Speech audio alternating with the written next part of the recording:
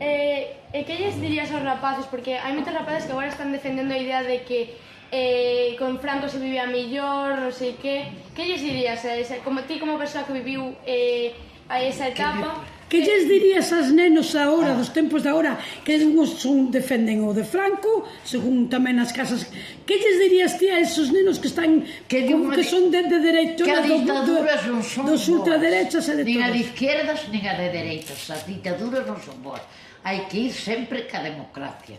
E podendo ser, eu creo que a izquierda é a que máis, creo, para min, eu xa te digo, eu non vendo o meu voto por 1 millón de euros, porque eu vivo moi ben, como non teño, traballei como unha pessoa. A ver, que ele é moi de izquierda, se pude. Pero, aí está, é que eu son de izquierda, como de outro, desde la cuna comienzo, la cuna, no la cona. Ai, mamá.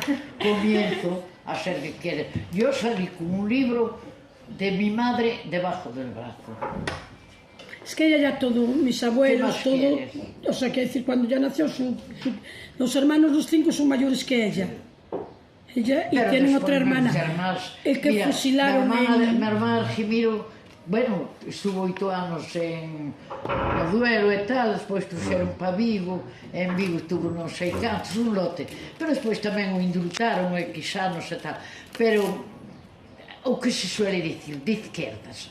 Despois traballaba con o seu irmán que tiña taller e traballaba, pero os monte que ainda estaban escondidos lle pediron axuda para vir a dormir un día a unha casa, que unha vez truxo a Teresa á miña casa e miña nai lle dixo: esta noite cho paso, pero non me volvas a traer homes estes, non porque sean malos, pero te collen a ti e me collen a mí, que os faltan na casa. Eu os traía a dormir a casas, e había casas que lles pagaban para dormir, e meu irmán era o que corría con ese. Espera, mamá, que... Pois o volveron a aprender. Mamá, espera que nos... Estamos falando do tempo da guerrilla.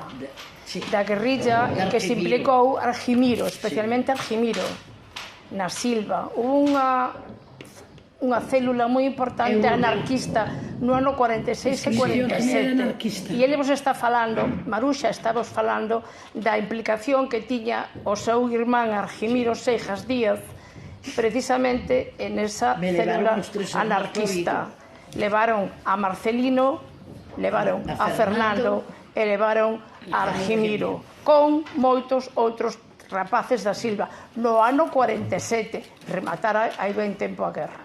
Que se non se metera o mismo, pero lle tiraban as izquierdas e axudaban, e os cacharon. Pero Fernando non estaba metido, Marcelino tampouco, pero Argimiro levou unha máquina de escribir desfeita, envolta en periódicos e atada con cordós, e lle deron semejante paliza pola máquina, porque sabían que había unha máquina, e dixo que estaba na casa do irmán, que meu Marcelino, pobrinho, non sabía que é eso que me botase aí Argimiro. Non é nada, ahora xa veña a buscar, pero lle deron unha paliza tan grande que dixo onde estaba, viñeron e levaron a Marcelino e a Fernando. A Fernando por o chivatazo do Zapata. Pero bueno, Fernando como na barbería, así, un que apreciaba moito a Fernando, e dixo: Fernando, ti aquí non ves por nada. O fixo el por odio que vos ten, o fulano. E daquela meu irmán foi o director da prisión de Vigo, e lle contou o detalle, levou o que yo dixo. E o indulto xa dixo, e veu para a casa. Pero Marcelino e Argimiro quedaron. Argimiro quedou 8 anos e Marcelino non se podía ir a comunicar daquela a Vigo. Quen iba a Vigo? Quen tiña os cartos para ir a Vigo a falar co teu home ou co teu irmán? Ali estaban, gracias ás cartas. E así foi. Pero Marcelino veu un pouquinho antes, moi pouco, un ano antes que Argimiro. E aos 8 anos indultaron a Argimiro, que xa foi cando veu, e xa, bueno, algo metido estaría, pero non estaba tanto, xa non foi. Xa levou ben castigo, porque o levaron para Vigo e lle fixeron un xuicio 8 anos. Mamá, Maruxa, non sei se as rapazas levan aí recollido, pero ti podeslle contar que pasaba cando viña Franco a Meirás nos meses de agosto.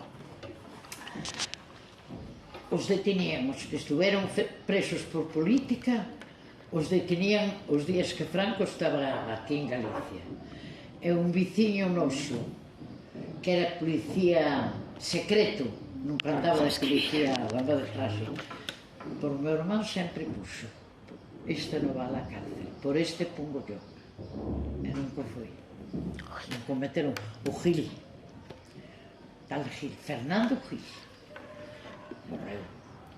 Pois ese, por meu irmán, dicía, por este pongo yo. O meu irmán non iba, pero moitos iban, meus irmán non, ningún. Entonces, estuviera él en Coruña, la familia de él, tenían que estar en la cárcel.